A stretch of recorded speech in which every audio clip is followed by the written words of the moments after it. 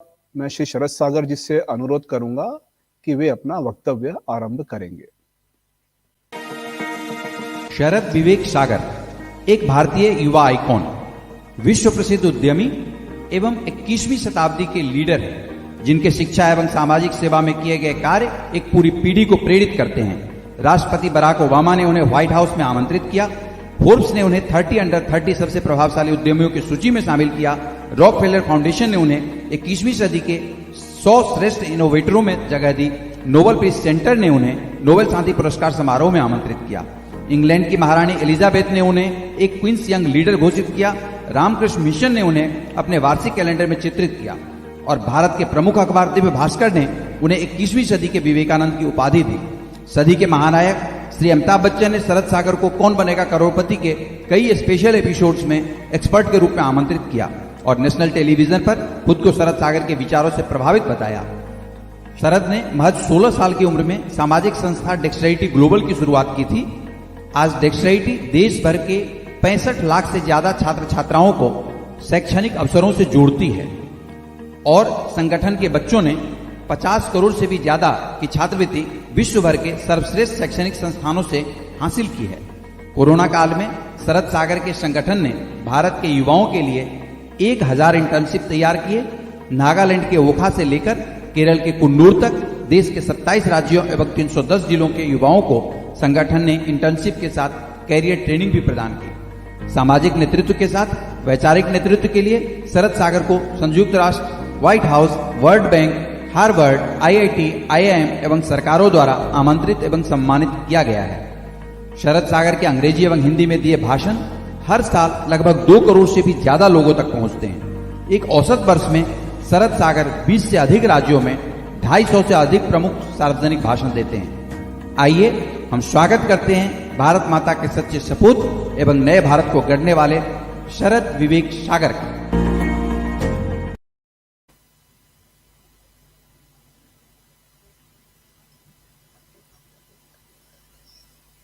मैं श्री रामकृष्ण देव, माँ शारदा देवी और स्वामी जी को सर्वप्रथम प्रणाम करता हूँ। मैं स्वामी निखिलेश्वरानंद जी महाराज, स्वामी मेधाजानंद जी महाराज, स्वामी गुणेशानंद जी महाराज, स्वामी बोधमयानंद जी महाराज, सभी स्वामी जी को प्रणाम करता हूँ। हमारी छोटी बहनें साची सोनी, मीरा एडा और झील मराठे, तीनों को मेरा नमस्कार। और देश भर और विश्व भर से सारे हमारे जो भाई बहन जुड़े हुए हैं, आप सभी को मेरा नमस्कार। जैसा कि महाराज ने बताया, मैं अभी हार्वर्ड विश्वविद्यालय से जुड़ा हूँ।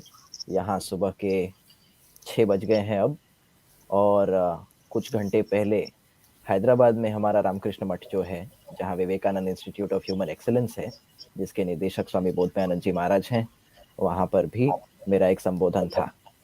तो कल रात मुझसे किसी ने हार्वर्ड में पूछा कि मैं आज रात भर जगूंगा क्या स्वामी जी के इस कार्यक्रम के लिए। मैंने कहा कि स्वामी जी ने मुझे जीवन भर के लिए जगाया है, एक रात तो मैं आराम से जग जाऊंगा। तो अराइज, अवेक, अचीव का जो स्वामी जी का संदेश है, उसने सही में भारत में आज ही नहीं, जैसा कि स्वामी निखिलेश्वरानंद जी महाराज ने बताया, हमारे स्वतंत्रता सेनानियों के समय से, हमारे राष्ट्र निर्माताओं के समय से सभी को प्रेरित किया है। स्वामी जी ने केवल भारत को ही नहीं, विश्व को जगाने का काम किया। मैं लंबी कहानियां हैं, उसमें जा सकता हूँ। पुराना रिश्ता है, एक एक उसका क्षण पल बता सकता हूँ, परंतु मैं चाहता हूँ कि संक्षिप्त रूप में मैं आपके सामने रख पाऊँ कि स्वामी जी का किस प्रकार का प्रभाव मेरे जीवन के ऊपर रहा है। मेरा नाम शरद विवेक सागर है और विवेक स्वामी विवेकानंद से आता है। यही आपको बता सकता है कि मेरे जीवन के ऊपर स्वामी जी का किस प्रकार का प्रभाव रहा है। साथ ही साथ अभी जैसा कि स्वामी निखिलेश्वरानंद जी महाराज ने बताया, कुछ महीने पहले मेरा चयन हार्वर्ड विश्वविद्यालय में जो छात्र संघ अध्यक्ष के रूप में हुआ। तो भारत से अनेकानेक मीडिया हाउस ने संपर्क किया, वो एक साक्षात्कार लेना चाहते थे। तो एक मीडिया के साथी ने मुझसे पूछा कि आप हार्वर्ड विश्वविद्यालय तक गए, आप वहाँ छात्र संघ अध्यक्ष चुने गए, आपके पीछे कौन है? ये मेरा हार्वर्ड विश्वविद्यालय का कमरा है जहाँ मैं रहता हूँ। और मेरे पीछे स्वामी जी की तस्वीर हमेशा लगी रहती है। आप में से कई लोगों ने इसे कौन बनेगा करोड़पति और ऐसे जगहों पर देखा है। तो मैंने कहा कि मेरे पीछे आपको जो दिख रहे हैं यहाँ, वही पूरे जीवन भर मेरे पीछे रहे हैं, इस यात्रा के पीछे रहे। तो ये 2 छोटी बातें शायद आपको वो बड़ी बात बता सके कि मेरे ऊपर स्वामी जी का प्रभाव गहरा है। रिश्ता रामकृष्ण मिशन से बहुत-बहुत पुराना है और पूरा जीवन ही यही रहा है, तो उसके बहुत सारे पल और बहुत सारे क्षणों में जाने की अभी विशेष आवश्यकता नहीं है। समय सीमित है। स्वामी जी का आदेश है मैं हिंदी में अपने अपनी बात आपके बीच रखूं और मैं चाहता हूं कि यह बात मैं कह पाऊं। आज राष्ट्रीय युवा दिवस के दिन मैं भारत से 8000 मील दूर हूं, इस कारण थोड़ा दुख है। पहले मैं राजकोट आया करता था, अलग-अलग आश्रम में हुआ करता था 12 जनवरी को, अद्भुत होता था। कोरोना के कारण हम सब मिल नहीं पा रहे हैं, पर आभासीय माध्यम से आप सभी से बात हो रही है, ये काफ़ी प्रसन्नता का विषय है। साथ ही साथ मैं अपने आप को जब इस बात पर सुकून देता हूँ, तो इस बात का देता हूँ कि मैं भारत से 8000 मील दूर हूँ, परंतु मैं हार्वर्ड विश्वविद्यालय परिसर में उस सीवर हॉल से 800 कदम दूर बैठा हूँ, जहाँ स्वामी जी का आगमन मई 1894 को हुआ था। मैं कभी-कभी स्वामी जी से बाकी लोगों से जब बात होती है, तो मैं ये बताता हूँ, हार्वर्ड विश्वविद्यालय में मैं जहाँ रहता हूँ, यहाँ से 800 कदम दूर स्वामी जी सीवर हॉल में आए थे। मैं जहाँ पढ़ता हूँ, उस रैडक्लिफ यार्ड में स्वामी जी का एक भाषण हुआ था और मैं जहाँ भोजन करता हूँ, उस डडली हॉल, जिसे अब लेहमन हॉल कहते हैं, वहाँ स्वामी जी का एक भाषण हुआ था। तो मैं तो एक आशीर्वादित पुण्य भूमि पर रह रहा हूँ, पढ़ रहा हूँ और भोजन कर रहा हूँ। तो मैं हर पल हार्वर्ड विश्वविद्यालय में स्वयं को आशीर्वादित महसूस करता हूँ कि यहाँ स्वामी जी का आगमन हुआ, स्वामी जी ने यहाँ पर कई अभिभाषण दिए, विद्यार्थियों से, अध्यापकों से उनके अनेकानेक संवाद हुए। मेरे लिए सौभाग्य और हर्ष का विषय है कि 2018 में जब 125 वर्ष हो रहे थे शिकागो अभिभाषण के, तो स्वामी निखिलेश्वरानंद जी महाराज विश्व धर्म सम्मेलन के 125वें कड़ी जो कनाडा में हो रहा था, वहाँ पर वक्ता थे। मैंने स्वामी निखिलेश्वरानंद जी महाराज से ऐसा आग्रह किया कि महाराज, मेरी बड़ी इच्छा थी कि स्वामी जी ने अपने शिकागो के भाषण के बाद हार्वर्ड में आकर एक भाषण किया था, यहाँ उन्हें आमंत्रित किया गया था। तो मेरी इच्छा है, 125 वर्ष पूरे हो रहे हैं, तो अगर उसी सीवर हॉल को हम फिर से खुलवाते हैं और वहीं पर एक भाषण होता है और रामकृष्ण मिशन के एक सन्यासी करते हैं, तो इससे अद्भुत कुछ नहीं हो सकता। महाराज ने बोला, ये तो तुम्हारी इच्छा है, हार्वर्ड की क्या इच्छा है पता करो। हमने हार्वर्ड को आग्रह किया और आपको जानकर प्रसन्नता होगी कि विश्व के शीर्ष पर गिना जाने वाला यह विश्वविद्यालय, हमने 125वां जब साल हुआ स्वामी जी के अभिभाषण का, शिकागो अभिभाषण का, तो हार्वर्ड का वही सीवर हॉल खुलवाया और वहाँ स्वामी निखिलेश्वरानंद जी महाराज ने आकर एक अभिभाषण किया और सारे अलग-अलग देश के अलग-अलग रंग, रूप, जाति, समुदाय जो भी हो सकता है, एकदम भिन्न-भिन्न लोगों से सभागार भरा था और बहुत ही एक अद्भुत अभिभाषण रखा गया। मैं ये बात आपको क्यों कह रहा हूँ? आपको मैं यह बात इसलिए कह रहा हूँ कि बहुत बार कई किशोरों और युवाओं और कई बार कई बड़े लोगों में भी ये बातें आ सकती हैं मन में कि 21वीं सदी में स्वामी जी की कितनी प्रासंगिकता है। क्या हमारे बच्चों को केवल इंग्लिश, मैथ, साइंस पढ़ना चाहिए या उन्हें स्वामी जी को भी देखना चाहिए? तो मैंने थोड़ी भौगोलिक बात की है कि मैं 8000 मील दूर हूँ, तो मैं चाहता हूँ कि स्वामी जी के जीवन से जुड़े हुए 3 भौगोलिक क्षेत्रों से हम 3 छोटी-छोटी प्रेरणाएँ लें, जो हमारे जीवन पर बड़ा बदलाव कर सकें। पहला स्थान है कोलकाता। कलकत्ता में स्वामी जी नरेंद्रनाथ दत्त के रूप में एक तरफ आधुनिक शिक्षा प्राप्त करते हैं, तो दूसरी तरफ श्री रामकृष्ण देव के श्री चरणों में आध्यात्मिक ज्ञान प्राप्त करते हैं और श्री रामकृष्ण देव के श्री चरणों में वे नरेंद्रनाथ दत्त से स्वामी विवेकानंद बनते हैं। कलकत्ता की कहानी हमें यह बताती है कि हम शीर्ष शैक्षणिक संस्थानों में जा सकते हैं, परंतु साथ ही साथ अपने आध्यात्मिक गुरुओं के श्री चरणों में बैठकर हमें मार्गदर्शन प्राप्त करना चाहिए, हमें ज्ञान प्राप्त करना चाहिए, हमें अपने आप को जीवन की यात्रा के लिए तैयार करना चाहिए। दूसरा भौगोलिक स्थान जो स्वामी जी के जीवन से जुड़ा है, जिससे हम एक प्रेरणा ले सकते हैं, वो कन्याकुमारी है। कन्याकुमारी में स्वामी जी ध्यान करते हैं और भारत में लाखों करोड़ों लोग ध्यान करते हैं, परंतु वह ध्यान अद्भुत है। स्वामी जी किसी देवी देवता पर ध्यान नहीं करते, स्वयं पर ध्यान नहीं करते, वे भारत के भूत, वर्तमान और भविष्य पर ध्यान करते हैं। भारत की समस्याएं उनकी अपनी समस्याएं हो जाती हैं, भारत के लोग उनके अपने लोग होते हैं, और स्वामी जी के उस ध्यान का असर आने वाले कई वर्षों में भारत के ऊपर दिखता है। कई राष्ट्र निर्माता, कई वैज्ञानिक, कई विशेषज्ञ, कई शिक्षाविद, सभी के जीवन पर स्वामी जी का ऐसा प्रभाव होता है कि एक नया भारत उभरता है। भारत को स्वतंत्रता मिलती है और स्वतंत्रता के पश्चात भी विश्व के लिए भारत एक अचरज का केंद्र बनता है, जिस प्रकार से भारत के युवा स्वामी जी की प्रेरणा से विश्व के में अपना परचम लहरा रहे होते हैं। तो हमें कन्याकुमारी से यह सीख मिलती है कि हम दिन भर अलग अलग काम में लगे रहें, परंतु हम ध्यान धरना शुरू करें, और ध्यान सिर्फ हम ध्यान धरने के लिए ना करें, हम भारत की समस्याओं पर, भारत के अवसर पर, हमारे समाज को जो भी चुनौतियां हैं, जो भी अवसर हैं, इस पर भी ध्यान करें, और इन समस्याओं का समाधान, इन अवसरों को उपयुक्त रूप से हम कैसे अपने जीवन में ला सकते हैं, समाज में ला सकते हैं, इस पर हम विचार करें, इस पर हम ध्यान करें।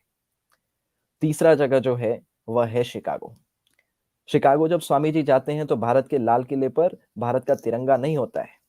हमें गुलाम राष्ट्र होते हैं, हमें गुलाम देश होते हैं, और अंग्रेज यहाँ पर हमें भारत का तिरंगा भी फहराने की अनुमति नहीं देते। परंतु 29 वर्षीय स्वामी विवेकानंद शिकागो में जाकर पूरे विश्व के सामने भारत का परचम लहरा देते हैं। इस प्रकार से स्वामी जी का जो प्रभाव है, शिकागो का जो अभिभाषण है, वो हमें इस बात की प्रेरणा देता है कि विपरीत परिस्थितियों में भी हम अगर अपनी सकारात्मक क्षमताओं को, अपनी सकारात्मक कहानी को ध्यान में रखते हैं, अगर हमें अपने राष्ट्र का गौरव है, अगर हमारे पास, स्वामी जी जब शिकागो जाते हैं तो उनके हाथ में जो पता होता है वो भी गायब रहता है। बहुत कठिन परिस्थितियों में 9-10 सितंबर बीतता है और 11 सितंबर 1893 को भारत को ही नहीं, विश्व को स्वामी विवेकानंद मिल जाते हैं। परंतु स्वामी जी वहां सिर्फ 3 चीजों को लेकर जाते हैं, ऐसा कहा जा सकता है। वे शास्त्र भक्ति, गुरु भक्ति और राष्ट्र भक्ति लेकर शिकागो पहुंचते हैं, और इन 3 चीजों को लेकर स्वामी जी का प्रभाव पूरे विश्व के ऊपर एक अद्भुत रूप से फैल जाता है। हमें शिकागो की कहानी से इस बात का ध्यान रखना चाहिए। विपरीत परिस्थितियों में हम आगे बढ़े, अपने अंदर शास्त्र भक्ति, गुरु भक्ति और राष्ट्र भक्ति लेकर हम विश्व में जहां जाना चाहें हम जा सकते हैं। तो इस कारण इन्हीं अलग अलग विषयों का ध्यान रखते हुए हम हमेशा स्वामी जी के विचारों को अपने जीवन में लेकर आए। कोई भी और उत्सव, पर्व, दिवस हम मना सकते हैं, वो सब मनाने का दिवस है, परंतु राष्ट्रीय युवा दिवस स्वयं को बनाने का दिवस है, और एक दिन ही नहीं, साल भर, जीवन भर स्वयं को बनाते रहने, तैयार करते रहने की आवश्यकता है। मैं लगभग 6-7 वर्ष का था जब मैं छपरा में ऐसे ही एक शिविर में, ऐसे ही एक युवाओं के लिए आयोजित कार्यक्रम में उस समय स्वामी अद्भुतानंद आश्रम, जो कि अब रामकृष्ण मिशन आश्रम है, वहां गया। वहां पर मेरे माता पिता मुझे लेकर गए, बड़े भाई बहन के साथ लेकर गए। वहां पर स्वामी जी के विचार रखे जा रहे थे। मुख्य वक्ता स्वामी निखिलेश्वरानंद जी महाराज थे, जो आज अध्यक्ष हैं राजकोट मिशन के। और वहां की कहानी मुझे लगता है भारत में बहुत लोगों को अभी तक याद हो गई है। सारे बच्चों को, सारे युवाओं को स्वामी जी के किताब बांटे गए थे, पुस्तिकाएं दी गई थी, और सब स्वामी निखिलेश्वरानंद जी महाराज ने जब अपने विचार रखे, उनसे जब उन्होंने सवाल जवाब पूछे, अपनी जिज्ञासाएं रखी सामने, उसके बाद सब स्वामी जी का ऑटोग्राफ ले रहे थे, सब उनका एक हस्ताक्षर करा रहे थे उन पुस्तकों पर। मैं छोटा बच्चा था, मुझे किसी ने किताब नहीं दी थी, किसी को ऐसी उम्मीद नहीं थी कि 7 साल का बच्चा ऐसी बातें सोचेगा। तो मैं किसी भी तरह से ऑटोग्राफ लेने नहीं जा सकता था स्वामी जी का। तो मैं गया कार्यालय में दौड़ते हुए, रोज मंदिर में जाने की आदत थी वहां आश्रम में, कार्यालय में भी जाता था। मैं गया, जा करके मैंने एक कॉपी का पन्ना बीच का निकाला, उसे मोड़ा, स्वामी जी के पास गया, स्वामी निखिलेश्वरानंद जी महाराज के पास, और मैंने कहा, महाराज मुझे आपका ऑटोग्राफ चाहिए और आपका आशीर्वाद चाहिए। महाराज ने मुझे ऑटोग्राफ दिया। हालांकि उसके कई वर्ष बाद जब महाराज मिले तो उन्होंने मुझे बोला कि नहीं, मैं छोटे बच्चों को ऑटोग्राफ देता ही नहीं हूँ। परंतु जब मैंने प्रामाणिकता के साथ ये बात सामने रखी, वो ऑटोग्राफ मैं लेकर गया था, तब महाराज ये बात माने। परंतु लगभग 7 वर्ष की आयु, 8 वर्ष की आयु में ऐसी घटना घटी। स्वामी जी को स्वामी विवेकानंद के जो विचार हैं, श्री रामकृष्ण देव, माँ शारदा के जो उपदेश हैं, वो सब पढ़कर मैं बड़ा होता रहा। उसके बाद मैं हाई स्कूल के बाद अमेरिका पूरी छात्रवृत्ति पर पढ़ने आया। यहाँ से जब लौट कर गया तो गुजरात में सूरत में एक कार्यक्रम हो रहा था। 12 जनवरी को लगभग 12,000 लोग दीनदयाल उपाध्याय इंडोर स्टेडियम में जुटे थे और भारत के 12 युवा आइकॉन को सम्मानित किया जा रहा था। मेरा ऐसा सौभाग्य था कि उन लोगों ने मेरा चयन किया उस 12 युवा आइकॉन्स में। जब मैं वहां पहुंचा तो वहां मुख्य अतिथि जो कि सभी कोई को अवार्ड दे रहे थे, वो स्वामी निखिलेश्वरानंद जी महाराज थे। मैंने पटना से निकलने के पहले ही सोचा था कि महाराज को बताऊंगा तो उन्हें विश्वास नहीं होगा, तो मैं वो ऑटोग्राफ लेकर गया था। मैंने ये भी सोचा था कि वहां 12,000 लोग होंगे, उन्हें भी विश्वास नहीं होगा शायद इस कहानी का, तो ऑटोग्राफ पॉकेट में था। मैंने महाराज को ये कहानी बताई, फिर महाराज को ऑटोग्राफ दिखाया और उसके बाद से तो महाराज ने मुझे काम पर लगा ही रखा है। और ये मेरे लिए आशीर्वाद है कि इस जीवन में एक तरफ स्वामी जी का काम करने का सौभाग्य मिल पाता है और दूसरी तरफ आपके बीच आकर इन विचारों को रखने का भी सौभाग्य मिलता है। पर स्वामी निखिलेश्वरानंद जी महाराज ने मुझे 6-7 वर्ष की आयु पर मेरे जीवन में स्वामी जी के विचार पुस्तकों के बाहर अगर किसी से आए तो स्वामी निखिलेश्वरानंद जी महाराज से आए। और दूसरी तरफ उन्होंने जब मैं उनसे मिला गुजरात में उस कार्यक्रम में, उसके बाद से आपके बीच में बहुत बार महाराज ने मुझे लेकर आया। यह कहानी मैं इसलिए कह रहा हूँ क्योंकि आज बहुत सारे छोटे बच्चे भी सुन रहे होंगे, आज बहुत सारे ऐसे लोग भी सुन रहे होंगे, ठीक है स्वामी जी हैं, 12 जनवरी, 11 सितंबर, ये 2-4 दिन स्वामी जी को सुनो, फिर अपना लग जाओ काम में। नहीं, स्वामी जी के विचारों को जीवन में लाने से जो प्रभाव होता है वो स्वयं को ही नहीं, पूरे समाज को, पूरे विश्व को दिखता है। तो इस कारण 12 जनवरी सिर्फ मनाना नहीं है, दिवस मनाना नहीं है, स्वयं को बनाना है। और स्वामी जी के पूरे जीवन का संदेश जो है वो शायद यही है कि हम स्वयं को इतना मजबूत बनाएं कि हम अपने राष्ट्र को मजबूत बना सकें, हम अपने चरित्र निर्माण से राष्ट्र निर्माण कर सकें। तो यही मेरे विचार हैं, यही मेरा आग्रह है कि भारत के सभी नागरिक पूरे विश्व में जहां पर भी हैं, आप पूरे 21वीं सदी को हम भारतीय सदी बना सकते हैं। स्वामी जी हमेशा स्वयमेव मृगेंद्रता की बात करते थे और वो बहुत सुंदर है ये कि ना अभिषेको न संस्कार सिंहस क्रियते वने विक्रमार्जित सत्वस्य स्वयमेव मृगेंद्रता। शेर का कहीं कोई अभिषेक नहीं होता, कोई संस्कार नहीं होता, वो स्वयं अपने कौशल, अपने चरित्र के बल से जंगल का राजा बनता है। तो इस कारण आप जहां भी हो भारत के अंदर, विश्व के अंदर, सारी नकारात्मकता हटाएं, पूरी सकारात्मकता के साथ, स्वामी जी के विचारों के साथ, स्वामी जी के आशीर्वाद के साथ आप लगे रहें और आप भी स्वयमेव मृगेंद्रता ये जी पाएं। ऐसी मेरी स्वामी जी से प्रार्थना है, ऐसी मेरी श्री रामकृष्ण देव, माँ शारदा देवी और स्वामी विवेकानंद से प्रार्थना है। बहुत बहुत धन्यवाद। जय हिंद, जय भारत, जय स्वामी जी।